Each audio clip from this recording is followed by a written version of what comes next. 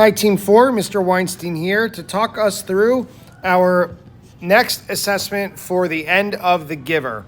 Now, we've already finished reading the novel and we already took a test on chapters 19 through 23. The second half of this assessment is going to be about the writing portion of it, about whether or not ignorance is bliss for Jonas.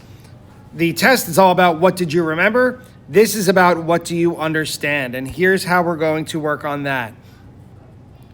So to start, in The Giver by Lois Lowry, Jonas does not know the full truth about the community in which he lives.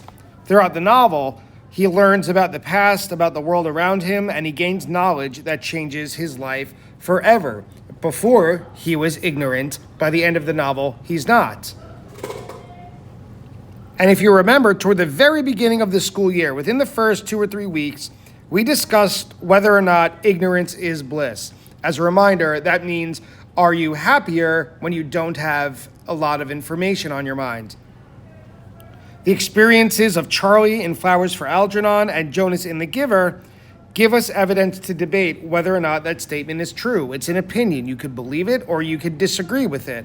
Your choice. So where do you fit in? We are going to write one paragraph about Jonas from The Giver.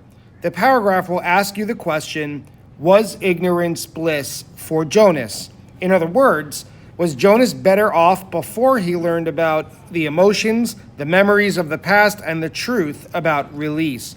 Was he better off at the beginning of the novel than he was at the end? It's an opinion question. You can't be wrong and you can't be right. You can only state your opinion and back it up with evidence from the text. So here's the thing. Even though we know a lot about The Giver, your paragraph, was ignorance bliss for Jonas, will not be graded as a writing assignment. That's right. You're not going to get a grade. You will get a completion grade and a classwork/effort grade. Are you doing the research? Are you finding the quotes from the text? Do you have an answer? Did you finish writing? That's going to add up to probably something like a homework assignment. I haven't decided yet, but it's going to be a completion grade, basically, an effort grade.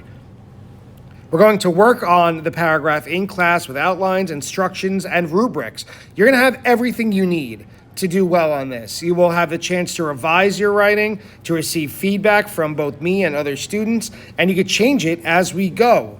Just because you write it real quick once in one day doesn't mean it has to stay that way. Just like if you take a test, you can't change your answer. This paragraph you can.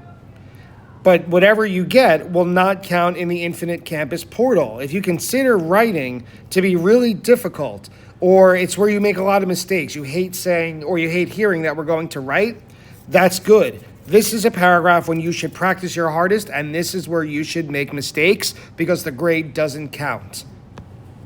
But wait, there's more. After we're done with our Giver paragraph, we're going to watch a movie. We're going to watch a movie from 1998 called The Truman Show that stars Jim Carrey. It has a very different plot than The Giver, but there are similar themes and ideas presented in the story, in the movie. After watching the movie, you'll write a paragraph to answer almost the same exact question, was ignorance bliss for Truman? So without giving too much away, Truman doesn't know the full truth about the world around him. So the question I'm going to ask you is, was he better off that way? This paragraph about Truman will be graded, and it will be included in Infinite Campus as a test grade. So the Giver paragraph is kind of a practice run. When we watch The Truman Show and write about that, that's the real deal. So to help prepare for this writing piece, when you open this document on your iPad in Notability, I'll ask you to simply answer, do you believe that ignorance is bliss for Jonas? So you could either circle yes or you could circle no. This is all based on your opinion. And then kind of the tougher part where you'll probably spend the most time, why do you think ignorance is or is not bliss for Jonas? You're going to have to list the part of the book that supports your opinion. You could find the specific chapter. You could find a quote and then put the chapter you found it up here. And then the harder part, in my opinion, the harder part, how does this support that ignorance is or is not bliss for Jonas? So if you say something like, Jonas didn't like his father, or Jonas saw his father do something terrible, and you write that up here, and you cite it with which chapter. Well, down here, how does that show that ignorance is bliss for Jonas? How does that prove it? So you want to do that twice with more evidence. One piece of evidence up here, second piece of evidence down there. And after that, you have everything you need to start your paragraph about Jonas. I'll also provide an outline for you on a Google Classroom. It's pretty similar to what Mr. Moy has given you about writing your Declaration of Independence paragraph.